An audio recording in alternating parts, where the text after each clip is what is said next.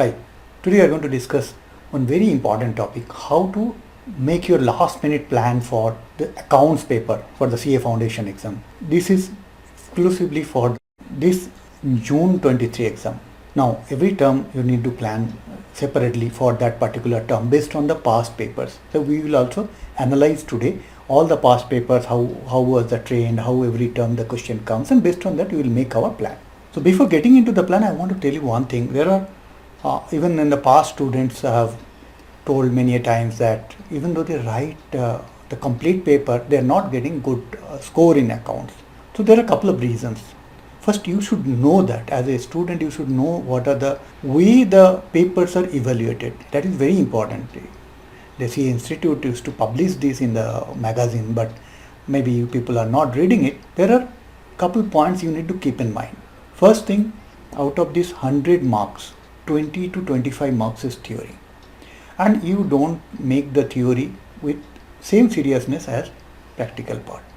It's somewhat jugaad you do that. That's not correct. Theory you have to concentrate, and you have to ensure that out of that, if 21 marks question comes, usually it comes 21 marks, sometimes 25. That 21 marks, at least you should get 17 to 18 marks out of that.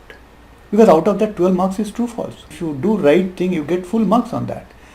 There are 4 to 5 marks is some topic you have to write. That also the institute try to give full marks if you are conceptually correct. So make a plan for the theory paper, and it is very easy. It is because 80% of the theory question comes from the first two chapters. So if you prepare the first two chapters in a planned manner, you will be able to cover it up. So that 20 creates a problem for your aggregate because you don't prepare it well. Now, next part is that why do you get the lesser marks? Institute give 40% weightage on the working notes. So for every problem, even if it's a small working, you need to give the working clearly. If you don't have working, you lose marks in the paper. In spite of you are doing the complete sum, if you don't do the working notes, you won't get marks. Further, in the working notes, many a time what we do, we write in abbreviation. DEP for depreciation, abnormal loss, ABL. If you write like this, you won't get marks for that. Even though your working is correct, institute clearly and strictly given direction to the paper checkers that no abbreviation to be used. It has to be full. You have to write in full. Two reasons why people lose marks in spite of doing the correct thing. So you have to write clearly the entire thing, and you have to ensure that for every point, wherever working required, you are giving the full working. Clearly, you are writing that working. And in the main body of the problem, you should mention that working note number so that the examiner can relate. So that is the reason people make lesser marks in spite of writing the problem. Now comes to what do you plan for this June 23 exam. Now let's get into the past paper analysis. From that, you will create our strategy for the June 23 exam. Here is the analysis of the past terms. Since May 18 this new syllabus started. Before that it was CPT. So May 18 to till December 22 we have analyzed the paper. If you see that first question, what you get is 12 marks true false. This true false question comes from the first two chapter. Reasonably you can see most of the question will come from the first chapter. There will be some questions will be from other topic, but you will be able to answer that. So you need to concentrate on. Next, one 4 marks question comes. This is 12 marks. Then one 4 marks question comes. It is a theory question. 4 marks theory question comes from the first chapter. If you see theoretical framework, accounting scope, concept, principle, etc. Accounting terminology, capital and revenue expenditure, contingent assets and contingent liabilities. From all those topics it comes. Now the first question, third part is a 5 marks question that comes as a small notes on the practical part. Usually it comes from the cash book, ledger, trial balance from that. As you can see, these topics, accounting policy, valuation principle, accounting standard, Indian accounting standard, all these are concepts you need to know to solve other problem. But in the exam, you don't expect that some question comes out of that. But conceptually you should know, because that concept helps you to do the other topic. For exam preparation, you need not have to give much weightage on that. Now, accounting for that is journal, ledger, trial balance, from all this, you can expect that 5 marks question which is in the first question, the last part, or it can be added to some other question, but max 5 marks question comes. These topics are such that you know it. If problem comes, you will be able to solve. You need not have to focus it for your revision just before the exam. You do a revision maybe 1 month before the exam, what revision you are doing, at that time you do a reading. No need to take this in your last minute revision. Now we come to the important topics. As you can see, I have blocked this rectification error and bank reconciliation statement as one group, because from this you get either 10 marks or 15 marks question. So you can expect either bank reconciliation or rectification error, either one will come. Either bank reconciliation statement or rectification of error. One of these will come compulsorily, other one may or may not come. If one comes as a 15 marks question, other may be 5 marks, or both 10 marks, or one come, other will not come. But expect 10 to 15 marks question out of these two topics. Next comes to inventory and depreciation. These two topic is something it go as a add-on to some other question. Every term it does not come, but mostly it gets an add-on. It maximum out of these two topic you get 5 marks, anyone. Both coming, chances are rare, but some earlier it used to come in both. Even otherwise it will be a 5 marks question. Both comes also 5 marks question. Next block is bill of exchange and consignment. There is one interesting trend is there. These two, any one compulsorily will get. As you can see here, the pattern. One term bill of exchange, one term consignment. One term bill of exchange, one term consignment. Sometimes they make it in a, this happens also because there are during corona time multiple exams in different time it happened. Otherwise you can see that there is a pattern.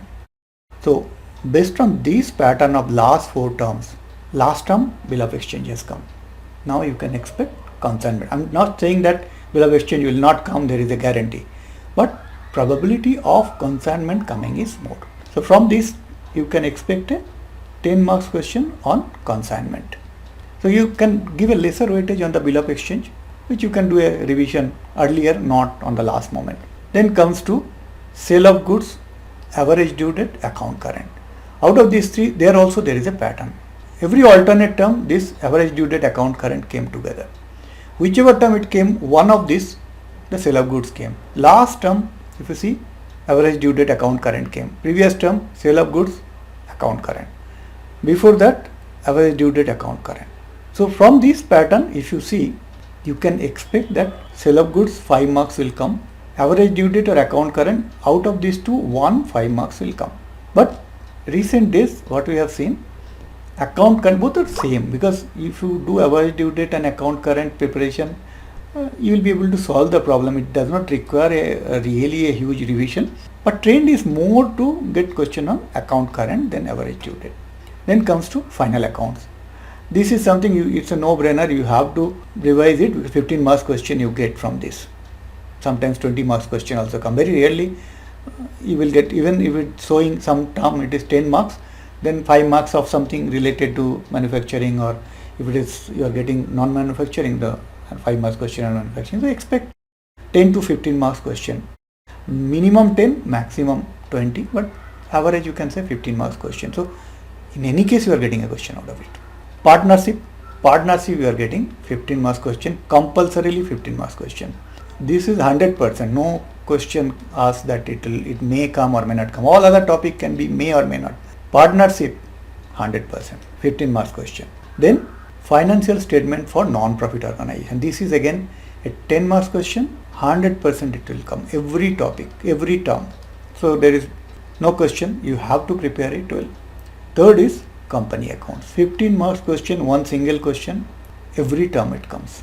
So as you can see, 3 chapter, company, non-profit organization, final account. 40 marks question comes out of this. Can you imagine?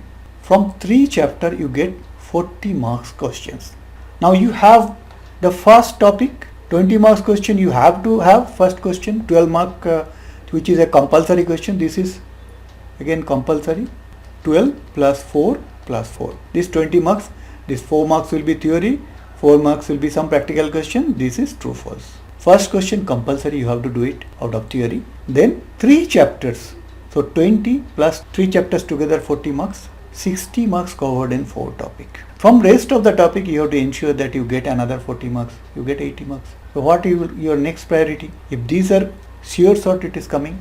First chapter also, first topic you have no option to move, so this is also you have to revise it. Then comes to all these small chapters, you do a revision maybe 15 days before also if you are okay, or 7 days before you do a quick revision, make your own notes and just go through the notes, because it does not require like depreciation calculation, sale of goods, inventory. These are all easy things you will be able to solve.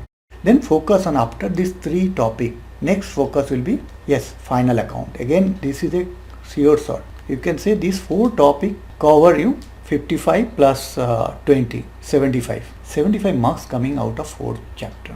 So your qualifying marks coming, your aggregate also coming out of that. Extra weightage, this term consignment, you can expect 10 marks question from consignment. You can expect 1 question from mixed, both rectification and bank reconciliation together 1 question. So another 20 mark, 95 is done.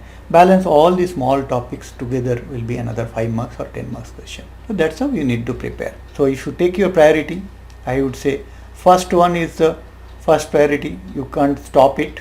This entire thing theory, if you take priority 1, you get 20 marks, 16 marks here plus 1 theory will be some other question, it will be added, but that comes from these 2 chapters. Then next, your second priority is company accounts, third priority non-profit organization, fourth priority partnership, then final account, then comes to your bill of exchange and consignment. I would say consignment only, you should do consignment, focus more. Then you have rectification and bank reconciliation. These 7 are your important topics you need to cover properly, thoroughly. Rest of the topic, do some revision. Like for these topics, you put your 60% of your allocated time for accounts. Balance 40% you use for other topics. So please make your preparation for this next 2 months, not even 2 months are there for your exam. Make this plan and do it. I'm sure you will qualify. So wish you all the best for your exam, and I will come up with many topics for your revision over this next 2 months till your exam. So see you soon. Thank you.